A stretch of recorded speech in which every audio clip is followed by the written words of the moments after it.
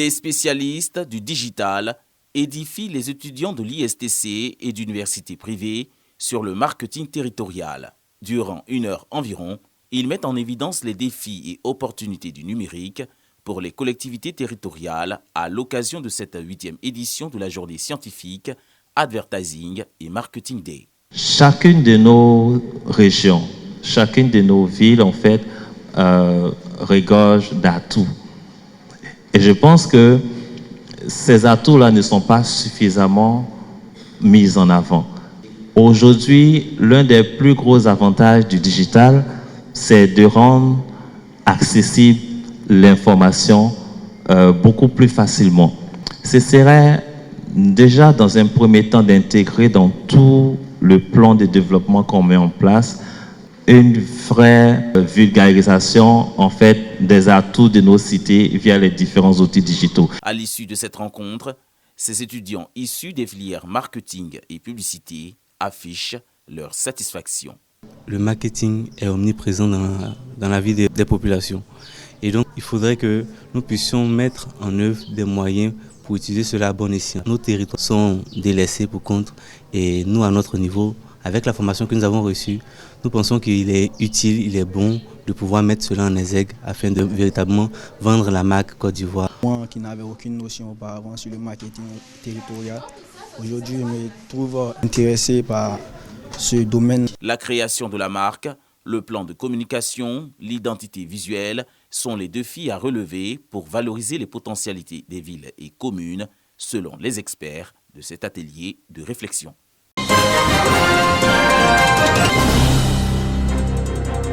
Des vivres, des fauteuils roulants, des paires de cannes anglaises, des lunettes pour malvoyants et kits bureautiques sont offerts aux élèves démunis d'Abobo et d'Anyama.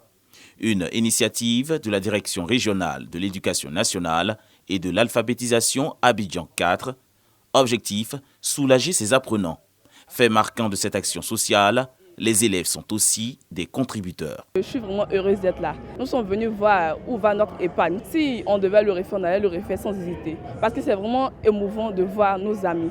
C'est vrai que nous, on arrive à marcher, mais on doit savoir aussi qu'on a nos petits frères, nos grands frères qui n'arrivent pas à marcher. Avoir des béquilles, c'est bien parce que avant je ne pouvais pas marcher, maintenant je peux.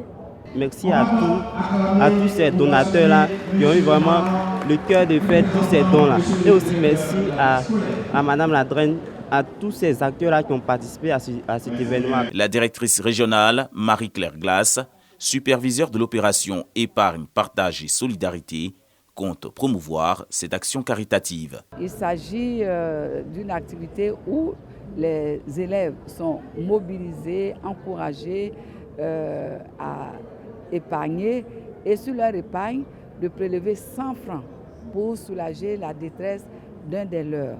Parce que nous voulons installer certaines valeurs dans les comportements de nos enfants, leur apprendre à partager.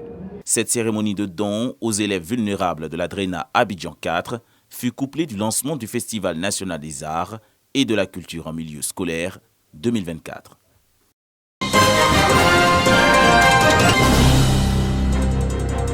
À Bouaké, l'autonomisation des femmes, notamment les veuves, est une priorité de l'ONG MCCCI, Main et Cœur Charité Côte d'Ivoire.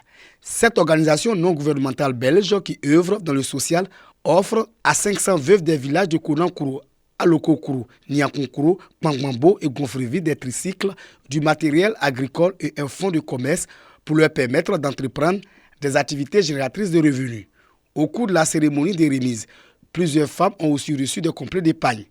Outre les bénéficiaires, des orphelins de ces localités ont eux aussi reçu des cadeaux. Cette action s'inscrit dans le prolongement du programme de la Côte d'Ivoire solidaire prôné par le président de la République, Alassane Ouattara. Pour que ces personnes aussi sachent qu'elles ne sont pas seules, parce qu'il y a des personnes qui sont vraiment seules, très très seules, qui ont besoin vraiment de nous.